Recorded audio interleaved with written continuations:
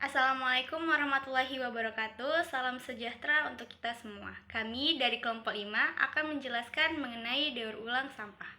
Kelompok ini terdiri dari 5 orang anggota.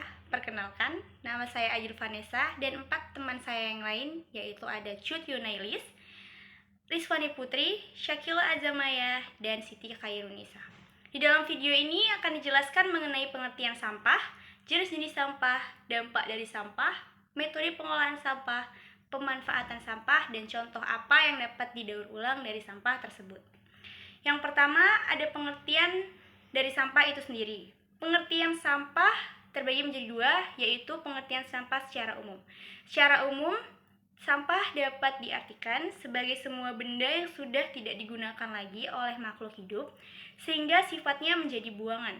Jadi, benda sisa yang dihasilkan oleh manusia, hewan, bahkan tumbuhan, semuanya berpotensi dianggap sebagai sampah, selama tidak digunakan lagi. Nah, ada pengertian sampah yang memang sudah diatur di dalam undang-undang. Ini pengertian sampah nomor 2. Dia diatur dalam Undang-Undang Nomor 18 Tahun 2008 mengenai pengelolaan sampah. Sampah yang dimaksud yaitu sisa kegiatan manusia atau sisa proses alam yang dapat berbentuk padat atau semi padat, dapat berupa zat organik atau non-organik dan bersifat terurai atau tidak bisa terurai yang dianggap tidak berguna dan dibuang ke lingkungan. Sampah merupakan hal yang kecil yang sering dilupakan dan tidak diperhatikan, namun dapat menjadi masalah yang besar apabila tidak ditangani secara serius, atau bahkan sampah ini dapat menimbulkan banjir karena saluran air yang tersumbat oleh sampah yang terlalu menumpuk dan akhirnya menjadi banjir. Selanjutnya akan dijelaskan oleh teman saya. Baik, di sini saya akan menjelaskan tentang jenis-jenis sampah. Sampah terbagi menjadi dua, yaitu sampah organik dan sampah anorganik. Yang pertama, sampah organik.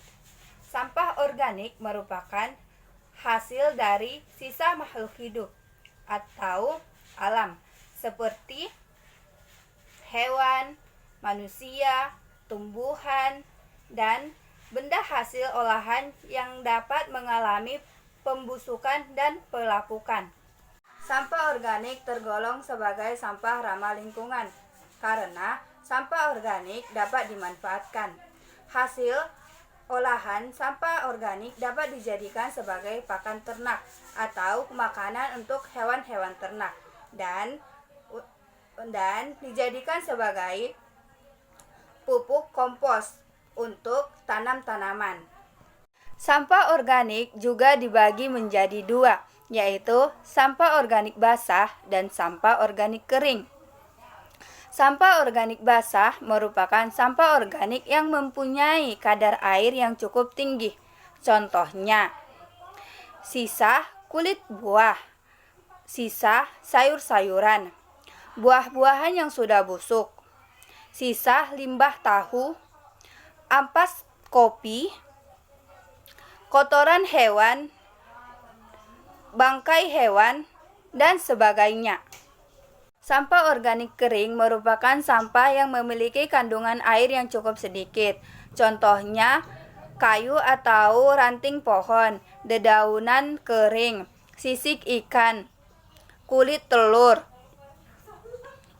batok kelapa, serbuk gergaji, dan sebagainya.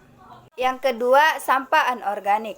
Sampah anorganik merupakan limbah yang diproduksi dari bahan-bahan non-hayati, sumber daya alam tidak diperbarui, dan hasil proses teknologi pengolahan bahan tambang dan industri.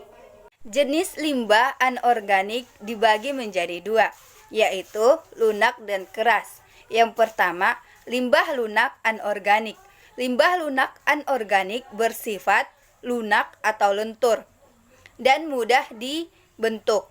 Contohnya seperti plastik, kertas-kertas, sedotan plastik, serta bungkusan makanan cepat saji. Sedangkan bentuk cairannya seperti air deterjen, sabun cuci, minyak jelantah, dan sebagainya. Yang kedua, limbah keras anorganik.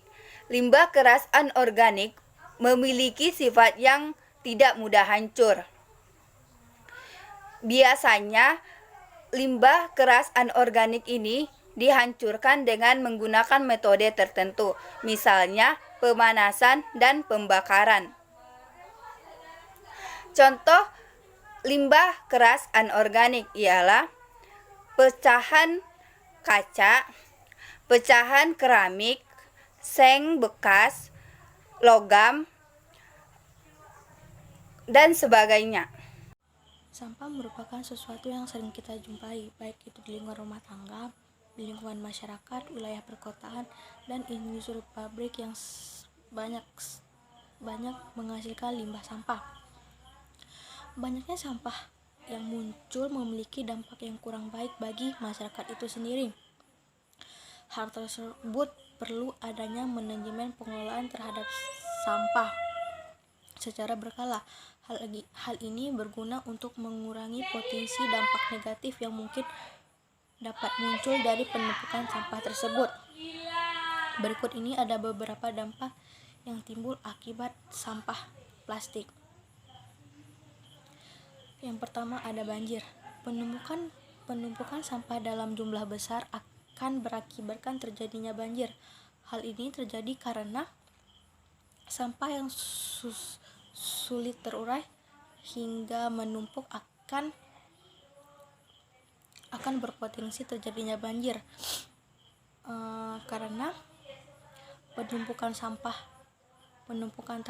tersebut akan menyumbat saluran air sehingga banyak genangan air yang akan berakibatkan banjir. Yang kedua ada plastik yang tidak mudah terurai. Sampah plastik yang susah untuk terurai, hal ini dapat mengakibatkan penumpukan sampah yang lambat laun akan semakin banyak. Hal ini berpotensi dampak dan efek negatif buruk bagi masyarakat, bagi lingkungan hidup. Yang ketiga ada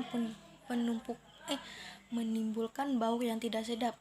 Penumpukan sampah yang akan menimbulkan bau yang tidak sedap itu dapat mencemari udara yang berpotensi menyebabkan penyakit. Terus yang keempat ada memicu terjadinya kebakaran.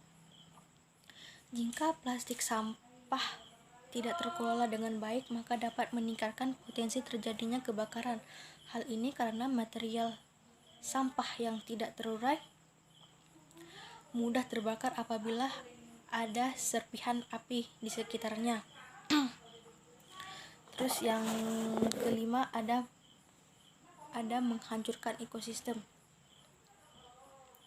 Sampah plastik yang dibiarkan tidak terurus dan sangat berbahaya bagi makhluk hidup, terutama terhadap ekosistem. Selanjutnya, yaitu ada metode pengelolaan sampah. Dalam metode pengelolaan sampah ini, ada yang namanya 3R, yaitu reduce, reuse, dan recycle. Yang pertama ada reduce, yang dimana memiliki arti mengurangi sampah-sampah yang menumpuk. Yang kedua ada reuse, yang memiliki arti menggunakan kembali. Artinya, sampah yang masih dapat dan layak untuk dipakai kembali, sebaiknya dipakai kembali, agar tidak menjadi tumpukan sampah yang tidak berguna. Dan yang terakhir atau yang ketiga ada recycle, yang memiliki arti mendaur ulang. Artinya, semua sampah yang bagus dan masih dapat digunakan lagi hendaknya didaur ulang. Maksudnya adalah diubah menjadi barang yang lebih berguna dan bermanfaat. Dengan menggunakan metode ini, dapat menimbulkan dampak positif untuk mengurangi penumpukan sampah. Salah satu dampak positifnya yaitu kita dapat mengurangi penumpukan sampah karena kita menggunakannya kembali dan karena sampah yang kita daur ulang menjadi barang yang lebih bermanfaat dan bisa dipakai. Buat teman-teman, ayo kita kurangi penumpukan sampah dengan membuang sampah pada tempatnya. Selanjutnya, manfaat dari pengelolaan sampah. Yang pertama, mengurangi pencemaran lingkungan. pencemaran lingkungan seperti polusi udara, tanah, dan air, serta kerusakan ekosistem dapat berkurang dengan cara membatasi akumulasi sampah atau penimbunan sampah. Manfaat yang kedua, mencegah terjadinya penumpukan sampah. Penumpukan sampah dapat terjadi karena volume sampah yang sangat besar, sehingga melebihi kapasitas daya tampung TPA.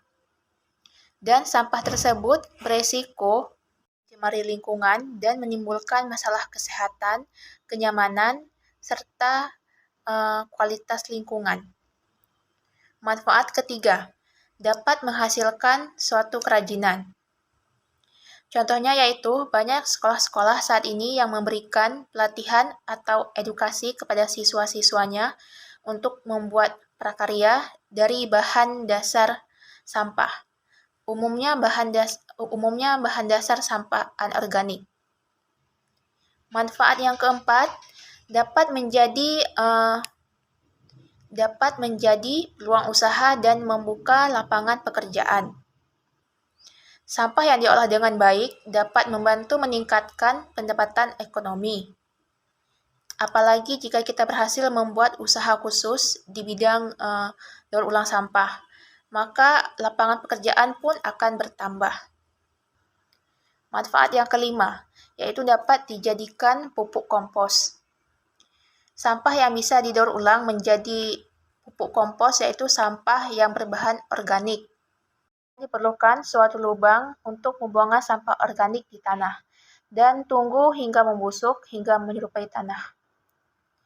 Dan yang terakhir dapat dijadikan bahan daur ulang. Contoh material yang bisa didaur ulang yaitu kaca, plastik, kertas, logam, dan tekstil. Nah, di sini saya akan menjelaskan mengenai sampah-sampah yang dapat didaur ulang. Seperti yang kita ketahui, bahwasannya banyak sampah-sampah yang dapat didaur ulang, di mana sampah-sampah yang telah didaur ulang itu dapat menghasilkan suatu karya atau kerajinan yang dapat digunakan kembali atau bahkan bisa menghasilkan uang. Baik, saya akan menjelaskan beberapa sampah yang dapat didaur ulang. Terlebih lagi, sampah-sampah itu ada dan berada di sekitar kita. Yaitu yang pertama ada sampah kertas. Kertas merupakan sampah yang banyak kita jumpai. Apakah itu sebuah kertas membungkus nasi, kertas yang biasa kita untuk menulis, karton, koran, dan yang lainnya. Di mana kertas itu bisa menjadi sebuah karya yang telah didaur ulang. Salah satu karya atau kerajinan yang dapat terjadi atau yang didaur ulang itu bisa dijadikan sebagai bunga kertas, vas bunga, tempat pensil, bahkan juga bisa menjadi tempat tisu dari kertas. Nah, selanjutnya itu ada kaleng bekas, baik itu dari minuman, makanan, bahkan kue kering sendiri di mana kemasannya itu berbentuk kaleng. Nah, kaleng-kaleng bekas ini itu ternyata bisa dijadikan sebuah karya. Di antaranya dapat dijadikan sebagai pot bunga, rak penyimpanan, gantungan kunci, bahkan bisa menjadi lampu tidur yang terbuat dari kaleng-kaleng bekas tersebut. Nah, salah satu sampah yang sering kita jumpai adalah yaitu sampah plastik, di mana plastik sendiri merupakan sampah yang paling banyak di sekitar kita, akan tetapi plastik juga merupakan sampah yang sangat lama terurai. Upaya untuk mengurangi sampah plastik yang sangat lama terurai ini yaitu di mana plastik dijadikan sebuah karya atau kerajinan dengan cara mendaur ulang. Nah, salah satu yang bisa didaur ulang dari plastik yaitu adalah anting-anting yang terbuat dari botol plastik. Kemudian ada kalender yang terbuat dari tutup botol plastik, dan masih banyak lagi. Nah, berikut ini adalah contoh-contoh karya atau kerajinan dari sampah yang telah didaur ulang. Dari kertas sendiri yaitu terdapat vas bunga, kotak pensil, kotak tisu, bunga berbentuk kertas. Nah, untuk kaleng sendiri itu ada pot bunga, rak penyimpanan, gantungan kunci, dan lampu tidur. Untuk dari plastik sendiri, terdapat tas yang terbuat dari kemasan plastik, kemudian ada anting-anting yang terbuat dari botol plastik, kemudian ada tikar yang terbuat dari plastik, dan ada kalender yang terbuat dari tutup plastik. Sekian, terima kasih.